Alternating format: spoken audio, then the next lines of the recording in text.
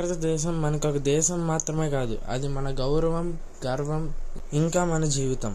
కానీ మనం క్షేమంగా జీవించాలంటే ఈ జీవితం వెనక ఎంత త్యాగం ఉందో ఎప్పుడన్నా ఆలోచించారా? ఒక సైనికుడు కూడా మనలాగానే సాధారణ మనిషే, కానీ అతని జీవితం మాత్రం అసాధారణం. పొద్దున్నే లెగంగానే అతనికి కాఫీలు, టీలు కాదు, చాలా కష్టమైన ట్రైనింగ్, ఇంకా డిసిప్లైన్. అక్కడ మిస్టేక్స్కి అసలు ఛాన్సే లేదు, ఎందుకంటే ఒక చిన్న తప్పు తన జీవితం మొత్తాన్ని మార్చేస్తుంది. మనకి ఫెస్టివల్స్ అంటే ఫ్యామిలీ సెలబ్రేషన్, ఇంకా హ్యాపీనెస్. కానీ ఒక సైనికుడికి పండగ అంటే బార్డర్, లోన్లీనెస్, ఇంకా డిప్రెషన్. దీపావళి రోజున కూడా అతను తన ఇంట్లో కాదు, దేశ సరిహద్దులో గన్ను పట్టుకొని ఉంటాడు. మనందరికీ రెయిన్ అంటే ఎంజాయ్మెంట్, కానీ తనకు మాత్రం రెయిన్ అంటే స్ట్రగుల్. మనందరికీ వింటర్ అంటే స్వెటర్, కానీ తనకు మాత్రం వింటర్ అంటే -20 degrees Celsiusలో చలి, సర్వైవల్.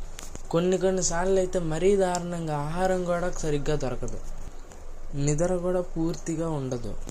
కానీ తను ఎప్పుడు దాని గురించి కంప్లైంట్ చేయడు, ఎందుకంటే తన ఒకే ఒక లక్ష్యం మన దేశాన్ని కాపాడడం. కాబట్టి మనందరికీ ఫ్రీడమ్ ఒక రైట్, కానీ తనకు మాత్రం ఫ్రీడమ్ ఒక డ్యూటీ.